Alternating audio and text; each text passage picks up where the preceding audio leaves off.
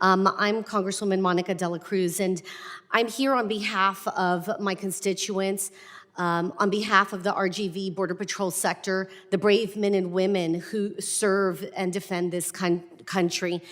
You know, Texas 15 is right along the border in South Texas. It includes McAllen, Texas.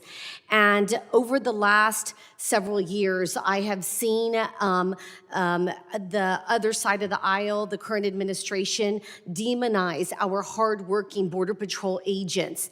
Not only demonize them, but cripple them with lack of resources, not only on the technology side, but lack of resources from being able to put current policies in place and do their job, which is to protect this country. But yet they get up day after day and still go to their work, long hours.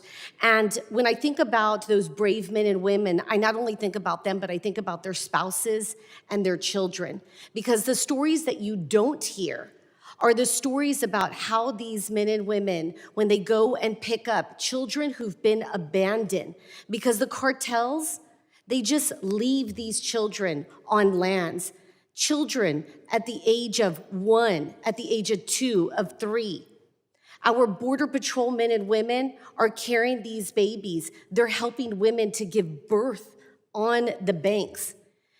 The reason that I came today and asked to be waived on is because they need a voice.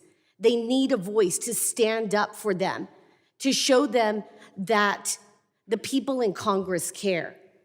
Well, at least some of them. Because when we look at this room, I can see people on the other side of the aisle are not here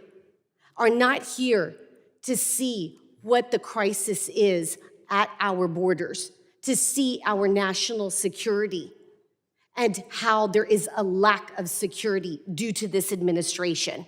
That being said, I want to say that Chief Scott, you were here under the previous administration, and my understanding from speaking to my friends in Border Patrol in the RGV sector is that you put together many processes and put them in place in order to be able to facilitate the immigrants coming through and how to properly put them through the borders. That being said, there were various executive orders under the previous administration that seemed to work. Can you tell me how the executive orders from the previous administration and the executive orders from this administration have changed? During the last administration, and the Trump administration gets labeled with a lot of this, but under Secretary Wolf's guidance and others, we put together integrated teams, and we had a simple question put in front of us. Literally every week, we had to go back to the White House and give it answers. What can we do to secure the border and protect America? In all the EOs that went in place, MPP, the asylum cooperative agreements, I was sending Border Patrol agents to countries down south, left and right, to build relationships with them and just simply get them to enforce their own laws. It was all about protecting America. And then on January 2021, everything switched. Every one of those policies that actually showed progress and improved and protected America was replaced with messages that said, speed up the processing as fast as you can.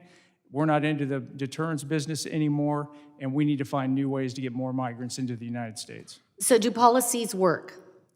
Policies do work. Rhetoric works short time, but policies and actions work long term. And I believe Mr. Edlow is really a key into some of those policies, and he may have. And before I go to you, let me ask you one last question. Mr. Scott, how many people did you personally parole into this country? So while I was chief of the Border Patrol, that authority was delegated to sector chiefs, and not to try to get out of it, but because that's how much we cared about it. Mm-hmm. There's 20 sector chiefs nationwide. So when I was a sector chief, in a year, I think the most paroles I ever did was about 10. And the things that people are missing is there was a very in-depth threat assessment done with every one of those individuals. There was a plan to keep track of them. And then when whatever the reason was done, we physically made sure the person was removed to the United States consistent with the law. That being said, how does that compare with the current administration and the amount of paroles that are let into this country? We were using it consistent with the law, case by case, individual determination. From my understanding, the way it's being used now is just a blanket way to get people out of stations, avoid the optics of people backed up in Border Patrol stations. And I think that's where this is of real concern, is it all goes to optics when it's convenient to the Biden administration. With that, I yield back.